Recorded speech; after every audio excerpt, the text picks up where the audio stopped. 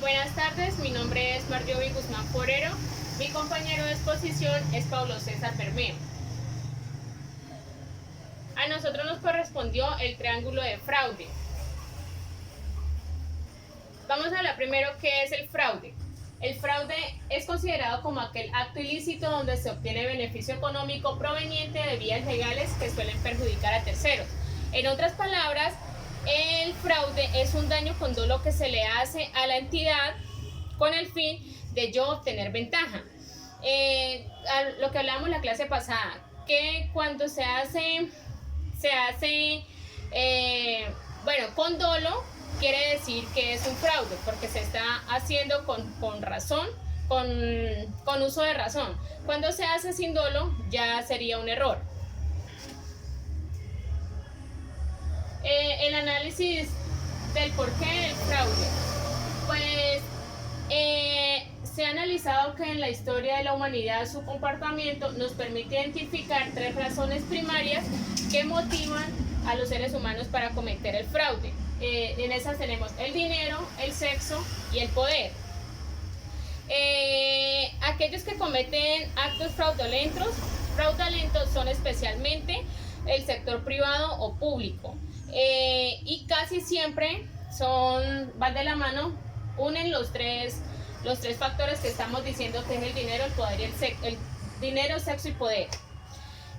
Por otra cosa que se tiene que tener en cuenta, que las personas que cometen fraude, ellos cometen fraude y siempre tratan de tapar ese fraude con otro fraude. Sí, por ejemplo, un empleado que comete un fraude en una empresa y va y soborna al de control interno, pues él está cometiendo un fraude y quiere encubrir ese fraude con otro fraude, que es el soborno que le está haciendo a los órganos de control interno.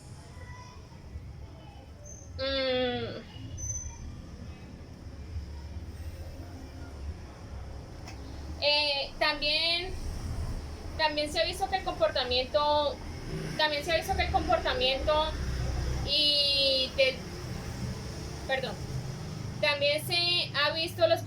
los comportamientos de abuso de la posición para obtener dinero por parte de las personas y comportamientos abusivos y desviados para tener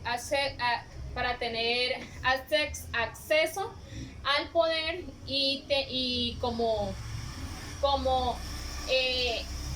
obligar a una persona a tener sexo con ellos mismos, ¿sí? Por lo menos los comportamientos más comunes y asociados con el caso sexual son el fraude de tarjetas de crédito, la estafa, el reembolso de gastos ficticios, el hurto del efectivo, el pago del soborno y las apuestas y falsificaciones.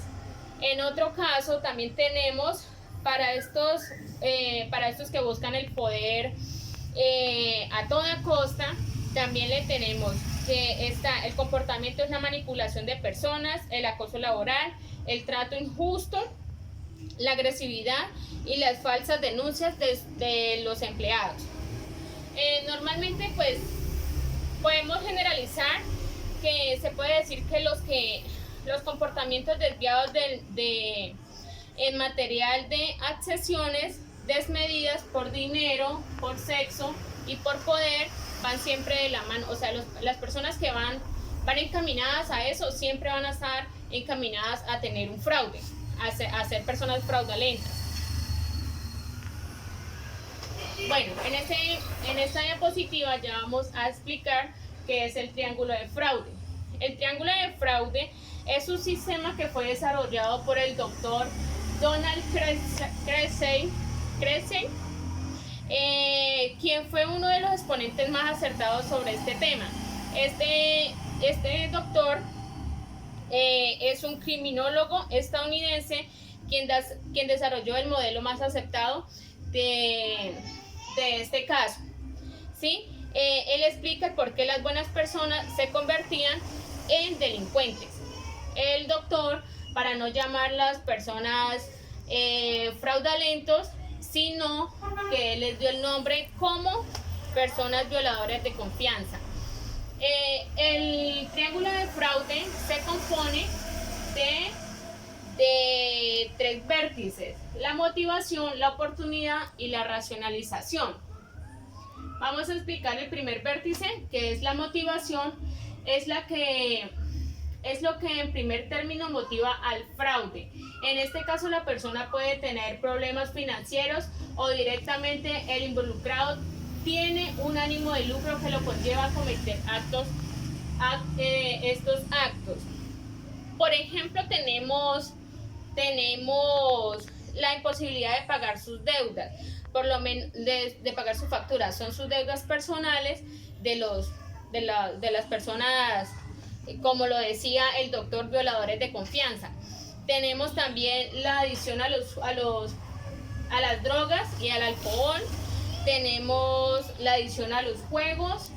Está la necesidad de alcanzar objetivos, como por ejemplo el volumen de las ventas.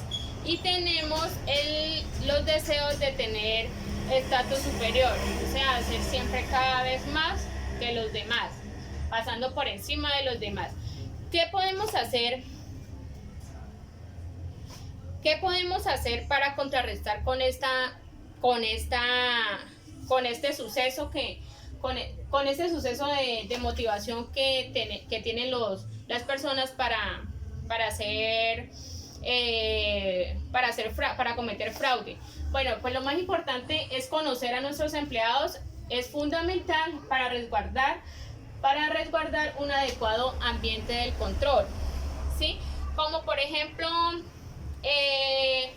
como se puede observar en algunas empresas, hay algunos empleados que tienen unos problemas interfamiliares o problemas por fuera del trabajo que los conllevan a tener unas situaciones supremamente difíciles. Entonces esto hace de que el empleado lo incentive más a cometer el fraude.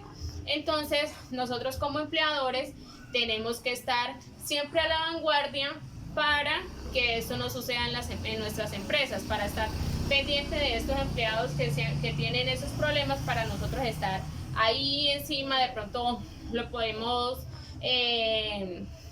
no sé, podría ser como darles bonificaciones o no sé, otras cosas para que esto no conlleve a ningún fraude. Buenos días, compañeros y docentes. Bueno, el segundo elemento del triángulo se llama la oportunidad. Y en este caso, dado su conocimiento de la empresa, la persona detecta o percibe la oportunidad para cometer el fraude. O sea, ya sea por su conocimiento de la empresa, ya sea por su nivel jerárquico, puede ser el gerente, puede ser el subgerente, o sea por su nivel de confianza que los superiores le tengan a esta persona para manejar las situaciones de las empresas. En este punto, cabe resaltar que cuando se cometen las irregularidades, la persona, primero que todo, ve la oportunidad de cuándo puede cometer el fraude. Esto se presenta cuando la persona tiene acceso, tiene conocimiento y tiene tiempo para realizar esas acciones de fraude. Viendo las debilidades de la auditoría interna. Cuando mira que la auditoría interna es muy flexible y es muy frágil, él lógicamente, como tiene conocimiento de la empresa, él va a decir, claro, yo aquí puedo cometer el fraude. ¿Sí me van a entender? O sea, un ejemplo claro de este punto, del segundo punto del triángulo de fraude, un ejemplo claro es que una persona o un empleado o un gerente hagan una alianza con el jefe de control interno para cometer el fraude. Eso es un ejemplo muy claro. ¿Vamos a entender? O sea, viéndolo así, porque la auditoría puede ser muy frágil. Por eso es que una empresa, cuando tiene una auditoría bien estructurada en su organización, es para evitar eso. La auditoría interna se hace en una empresa es efectivamente para evitar eso, los fraudes dentro de la organización. También podemos resaltar que la auditoría externa puede servir. O sea, ya que la auditoría interna, como tenemos conocimiento nosotros, es una persona que es de la nómina de la empresa, pero si el comité de la empresa quiere corroborar toda la información que le está dando la auditoría interna para verificar todo lo que les ha dicho, entonces sencillamente ellos contratan a una persona externa para que le haga la auditoría a la empresa. Sería externa para verificar eso. Eso es muy conveniente y muy recomendable para todas las organizaciones. Por eso en una organización, el punto de equilibrio de una organización, de una empresa, es el control interno, porque ellos deben manejar toda la parte económica financiera de la empresa. Por eso en la siguiente diapositiva resaltamos la auditoría interna, compañeros, ya que ella es la encargada de vigilar, de inspeccionar y de tener control de que esto no suceda, de que no se cometan fraudes en las empresas. Ellos son los que detectan, son los que miran las falencias. Entonces, la auditoría para mí y para una organización es muy importante. Bueno, el tercer elemento del triángulo es la racionalización. Ese punto es cuando se identifica, es cuando la persona justifica los hechos, cuando la persona quiere decir, por ejemplo, cuando ya han encontrado el error, ya han encontrado que esta persona está cometiendo el fraude, sencillamente ya ahí se trata de justificar el porqué. O sea, hay muchas personas que con su nivel psicológico son muy buenas para mentir, entonces sencillamente ellas van a sacar todas las excusas que ellas quieran. Son excusas como por ejemplo, es que mi salario no es bien, mis honorarios no son muy bien remunerados, por lo tanto yo lo hice, o sencillamente la persona puede justificar, no, sencillamente como la persona que estuvo hace 3 años en ese puesto también lo hizo, entonces yo también lo puedo hacer, o si el gerente cometió un fraude, o el subgerente cometió un fraude anteriormente, entonces yo ya lo puedo hacer. Este punto es ya cuando la persona es como a nivel psicológico que la persona maneja, sacando excusas como siempre. O sea, siempre una persona, usted sabe que cuando hace un error y la persona quiere escudarse, van a sacar miles de excusas. Sencillamente ellos van a tratar de convencer a las personas, a la persona que está haciendo la auditoría, el por qué lo realizó, el por qué lo hizo, que tuvo problemas familiares, que tuvo falta de dinero, o sea, van a sacar miles de excusas, que tiene problemas económicos, que tiene problemas de drogas. Entonces sencillamente ese punto es donde la persona trata de escudarse y de decir el por qué está cometiendo los hechos. Bueno, compañeros, en estos 3 puntos, ¿qué sucede? Estos 3 puntos, la auditoría interna es muy difícil de vigilar estos 3 puntos.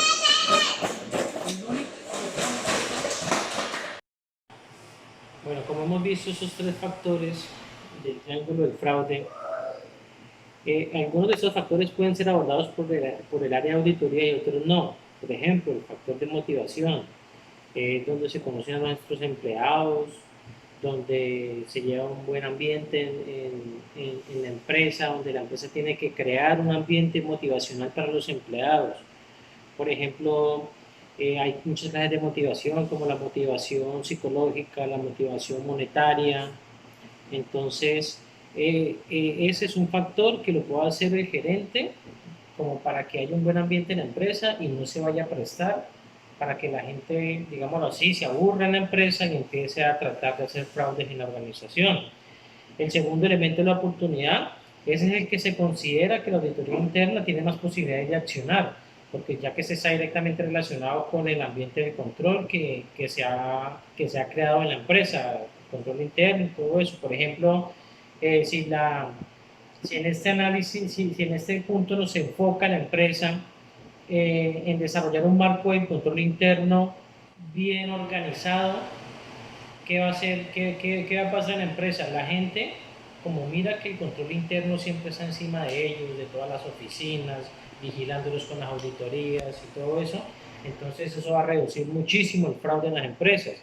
Por eso la auditoría interna se enfoca más que todo y puede vigilar más que todo este segundo punto, que es el punto de la oportunidad. Porque ya el otro punto es la racionalización, que ya es un punto que es muy parecido al primero, que es la motivación, pero entonces la racionalización, ahí es donde se puede accionar, por ejemplo, creando reglas en la empresa. Por ejemplo, castigos monetarios si se miran fraudes, castigos judiciales si se miran fraudes de los empleados. Ahí es donde la empresa entra como a crear unas reglas para evitar esos tipos de fraude.